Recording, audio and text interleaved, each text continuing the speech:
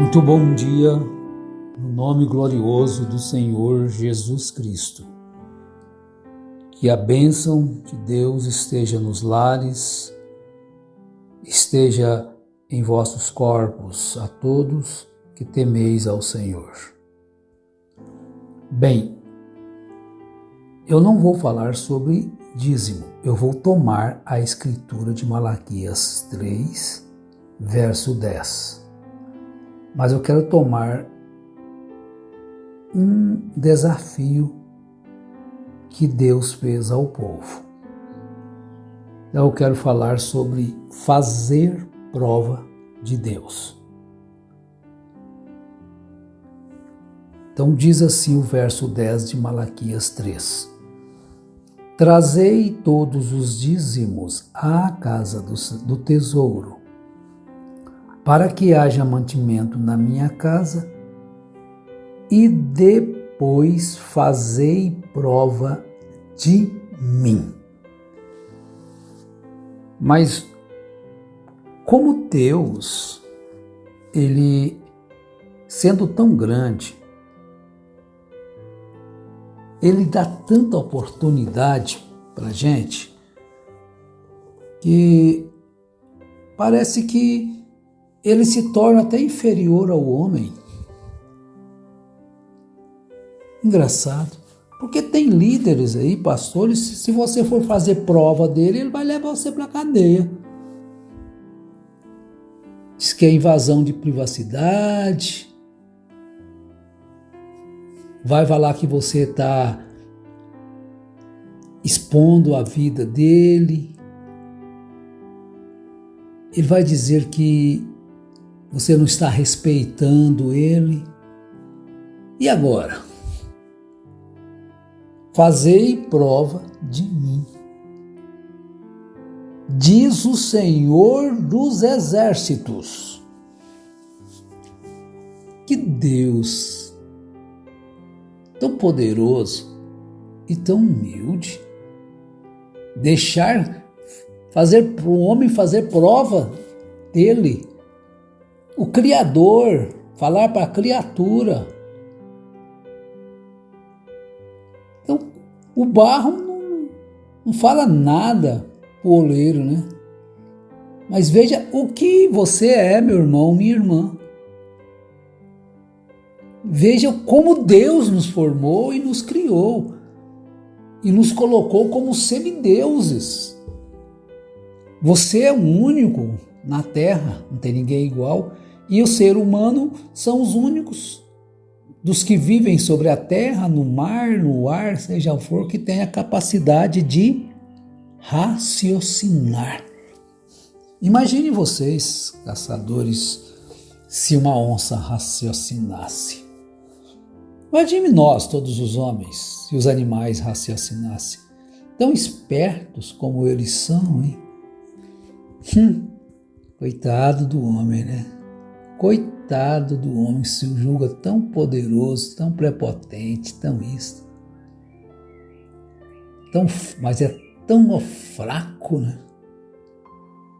Então vejam bem,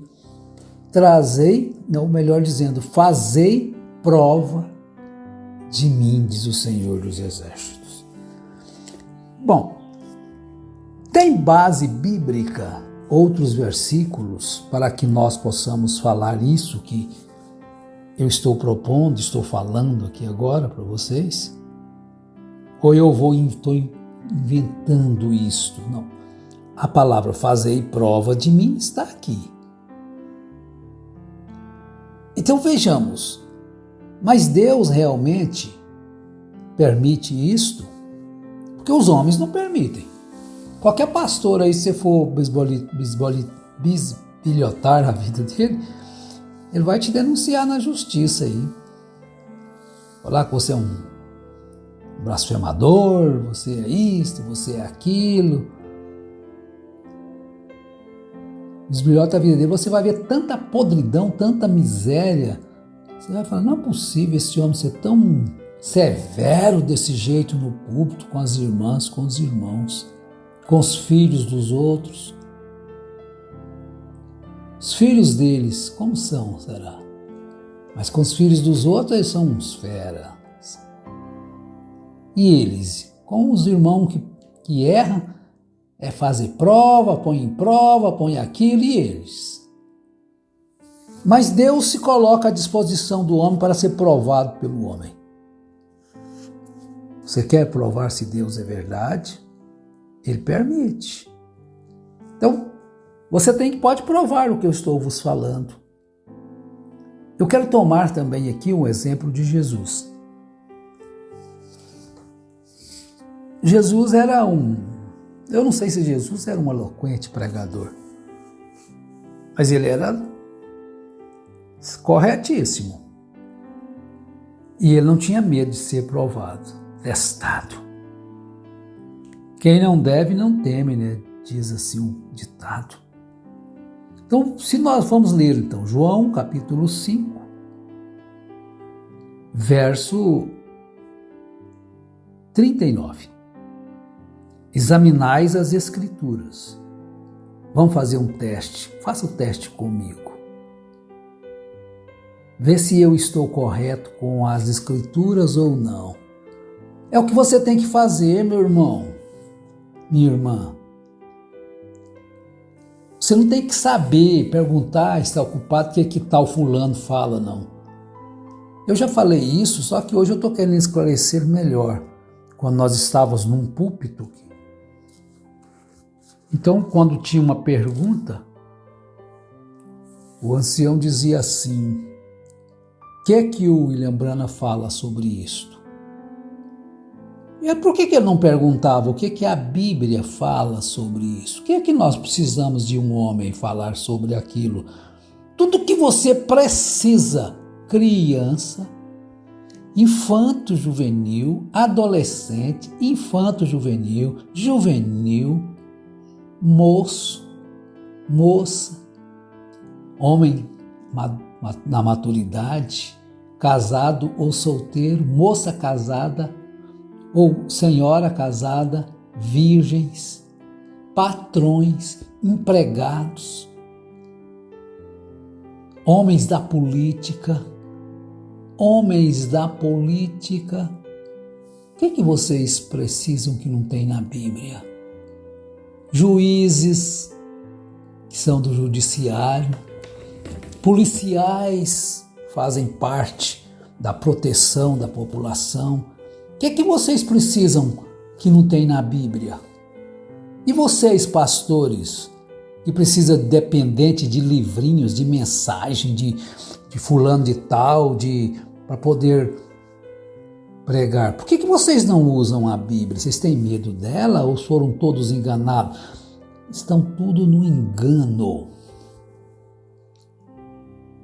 Vocês, evangélicos, que entram na política e apoiam certo candidato que enganou vocês. Eu costumo dizer com os meus amigos, se um homem enganou os evangélicos todos, imagina como que a besta não está fazendo com vocês. Você está esperando a besta vir para enganar? Vocês estão todos enganados hoje. Nem creem na Bíblia mais. Ele vai lá no Rio Jordão e se batiza. E não diz que se tornou crente. Ô hipocrisia, vocês caíram como mamão maduro no pé. Todos caídos, porque não examinam a Bíblia. Viu como que a astúcia do diabo leva as pessoas a serem enganados? E aí estão todos aí, em vez de pregar o evangelho, fica só defendendo candidatos. Isso tudo é mentira, é indução, é um engano que Satanás vos levou, induziu-vos a entrar nisto. Porque vocês profetizaram e não cumpriu, então o outro lado está errado. O que a Bíblia diz que vocês devem fazer com quem está no poder? Faça, mas vocês não fazem. Faz prova de Deus, vocês não têm coragem, não? Então Jesus disse, examinai as Escrituras, porque vós cuidais ter nelas a vida eterna, e são elas que de mim testificam. Errais não conhecendo as Escrituras. Jesus disse. Se você deixa de examinar as Escrituras, o que a Escritura diz sobre tal assunto, tal assunto, tal assunto, tal assunto, e vai examinar o que o fulano falou, o Beltrano falou, você está errado. Qual o assunto que você precisa que a Bíblia não te orienta? Como criar filhos? Como ser uma boa esposa? Como vestir corretamente? E como isso, como se portar? A Bíblia ensina. Da criança ao ancião. Você pega as cartas de Paulo e ensina tudo para os mais velhos, para os mais novos. Mas são dependentes da sutileza do diabo, caíram nas artimanhas do diabo. Paulo também não tinha medo de ser provado, sabia disso? Mas eu quero ver um homem que provou a Deus. Livro de Juízes, capítulo 6. Depois de que ele ouviu a voz de Deus, depois que ele ofereceu um sacrifício, quando ele estava malhando trigo, e Deus falou com ele para ele livrar Israel, e ele se justificou que ele era o menor da casa do seu pai. Ele não podia livrar Israel. Ah, meu Senhor, como eu livrarei? Com que livrarei a Israel? Eis que a minha família é a mais pobre em Manassés e eu o menor na casa de meu pai. Não importa. Quem vai livrar é Deus mesmo. Pode ser o menor de todos, mas quem vai livrar é Deus. Ele tem que estar na vontade de Deus. Era o menorzinho Davi, mas é o que ia livrar. Não faz diferença.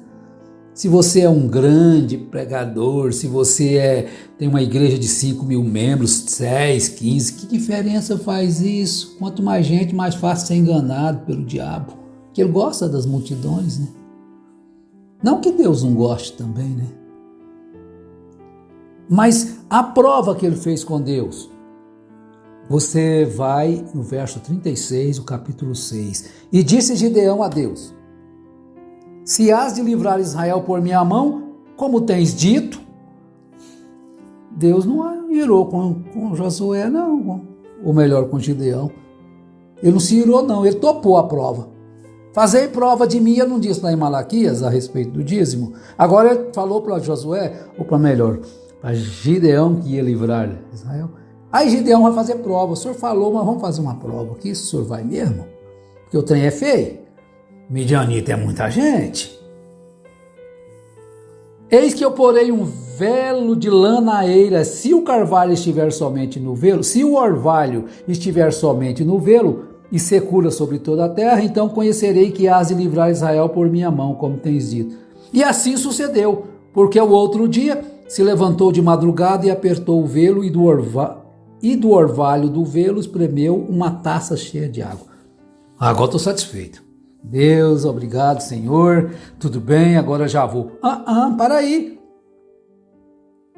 Ele olhou e falou assim: Senhor Deus, não se acenda contra mim a tua ira, se ainda falar só esta vez. Rogo-te que só esta vez faça a prova com o velo. Rogo-te que só no velo haja secura e em toda a terra haja orvalho. E Deus assim o fez naquela noite, pois só no velo havia secura, e sobre toda a terra havia o orvalho. Fazei prova de mim. Agora o pregador fala uma coisa para você, você aplaude, faz uma profecia lá, você fala em língua estranha, salta, pula, grita, mas esse homem é usado por Deus, é ungido por Deus, e vai tudo para o matadouro, né? A boiada, né? E aí? Não dê prosa ao homem, você tem que provar se aquele homem é correto ou não. Se ele não aceitar a prova, é porque ele é nó cego. É porque ele não tem confiança. Ele não tem. Ele não tem coragem para ser levado a um teste de veracidade. Paulo tinha coragem. Você chega lá em Atos 17, ele foi pregar para aqueles irmãos na Bereia, eles falaram: tudo bem, Paulo, nós vamos te ouvir. Em outras palavras, eu não estou citando totalmente o que a Bíblia, nós vamos te ouvir. Mas tem uma coisa, nós vamos fazer prova do que você está falando. Então no verso 11 diz assim: e os de Tessalônicas de bom grado receberam a palavra, examinando cada dia nas escrituras se estas coisas eram assim. Tá bom, você pode pregar, nós vamos te ouvir, só que nós vamos pegar as escrituras e vamos sentar e vamos ver se está verdade, se você não está torcendo elas. Mas vocês não fazem o teste da palavra, tem medo? Jesus mandou eles fazer o teste. Paulo aceitou, eles tinham confiança no que ele estava pregando. Então faça o teste. Então vocês têm que fazer isso, porque senão vocês estão fatalmente enganados. O diabo enganou todos os moradores da terra, todo mundo está enganado. Está pensando que vai enganar? Não, já são enganados hoje. O reino de Deus já está aqui na terra, naqueles que não foram enganados. E o reino de Satanás está nas pessoas que já foram enganadas por ele. Não foi assim que Jesus disse? O reino de Deus está em vocês, em vós. Falou para aqueles que tinham recebido o reino de Deus. Não só visto, mas recebido. Ora, se você não estiver num reino, você está no outro. Então examine as escrituras e você não vai precisar de outras coisas. A Bíblia é suficiente. Que é isso, gente? É inaceitável, incabível numa mente de uma pessoa que diz que raciocina, que tem entendimento, que tem inteligência, procurar uma outra coisa espiritual além dos ensinos da Bíblia Sagrada. Não tem necessidade. Se você ouvir dizer que a Bíblia não tem valor, a Bíblia está perdida, a Bíblia é porque o diabo, se você aceitar isso, é porque o diabo te levou na conversa. Deus te abençoe, te ajude, te dê luz, em nome de Jesus Cristo. Amém.